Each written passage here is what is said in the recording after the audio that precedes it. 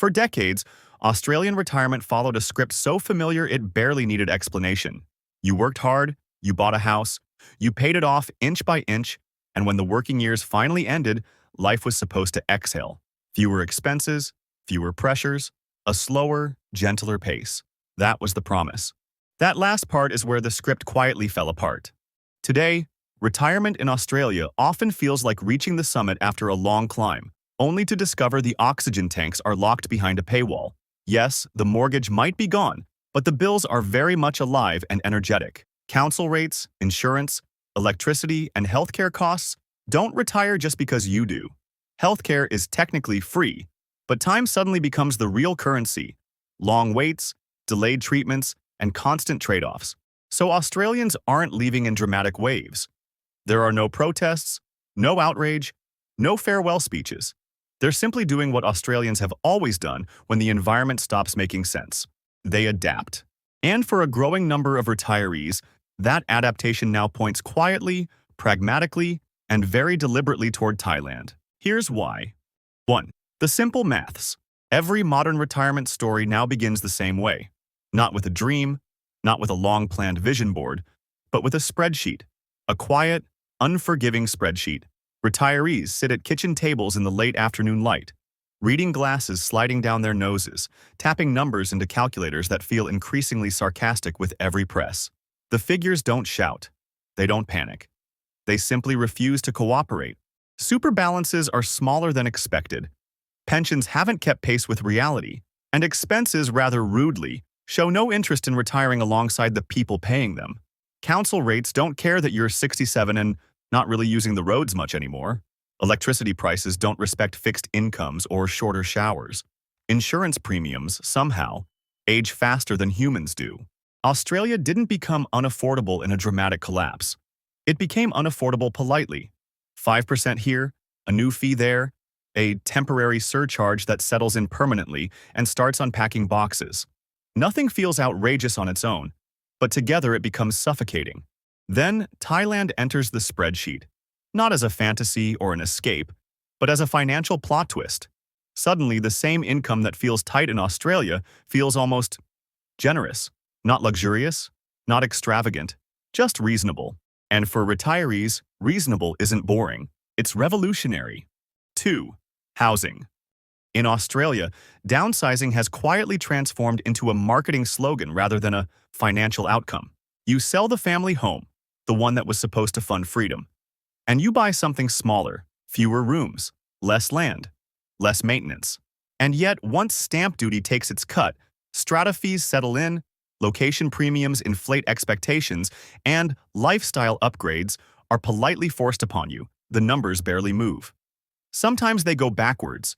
You end up paying almost the same for less space, thinner walls, and neighbors close enough to know your dinner schedule. Retirees are told this is progress. They are encouraged to smile and call it efficiency. Thailand doesn't dress housing up as a life milestone. It doesn't pretend shelter is a moral achievement. It's just housing, functional, flexible, and refreshingly honest.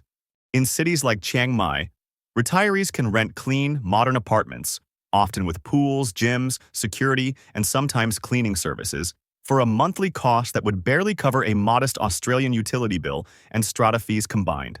In Bangkok, retirees live in high-rise buildings that feel more like resorts than residences, without needing to explain to a bank why their payslip stopped years ago. And here's the radical part. They rent on purpose. No stamp duty. No selling stress. No financial punishment for changing your mind. Australia ties retirement to permanence. Thailand offers flexibility. At 30, permanence feels comforting. At 70, it starts to feel like a trap.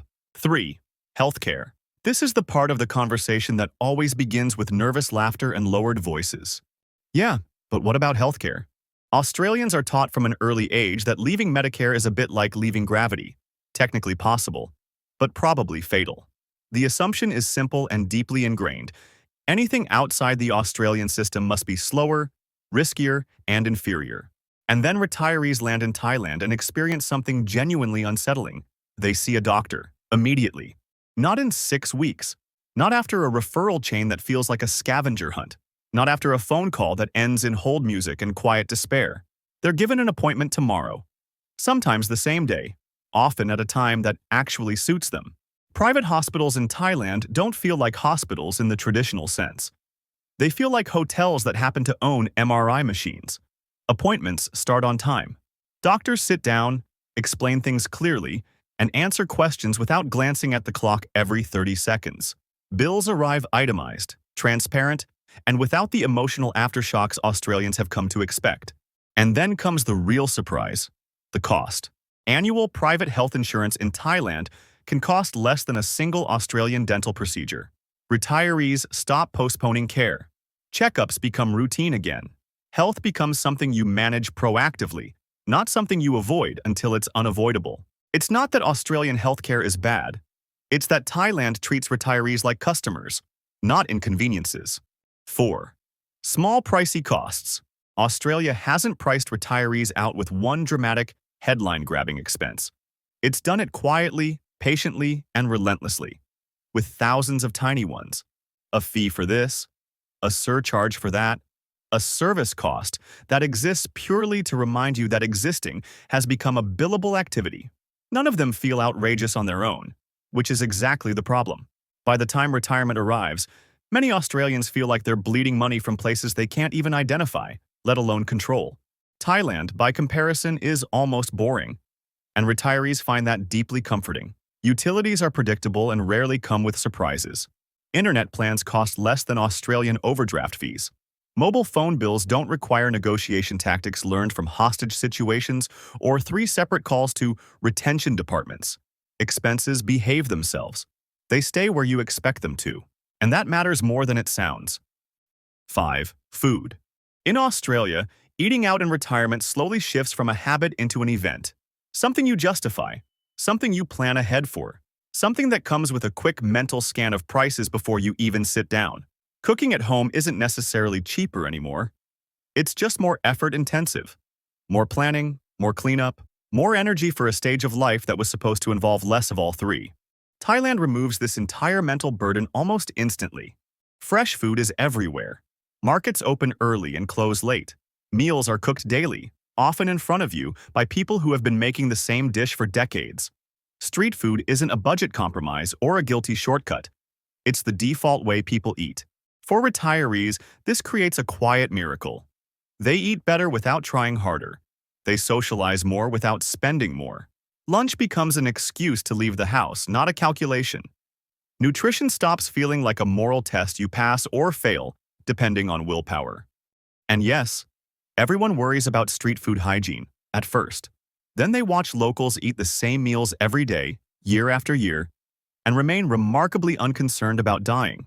Eventually, that calm becomes contagious. Food stops being stressful.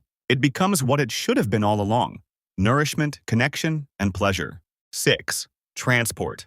One of retirement's cruelest surprises is how quickly mobility shrinks, often without anyone warning you it's happening. In Australia, once driving becomes harder, life begins to contract. Suburbs stretch endlessly. Public transport thins out the further you live from city centers. Rideshares exist, but their prices quietly discourage spontaneity. Every outing starts to feel like a logistical exercise rather than a simple decision. Thailand is built differently. Cities are dense by design.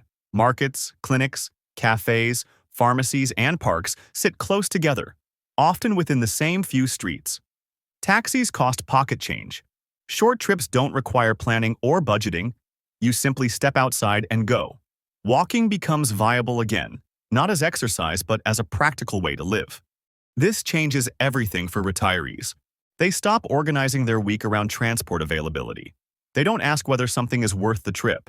They move when they feel like it, for as long as they feel like it, and without calculating the cost each time.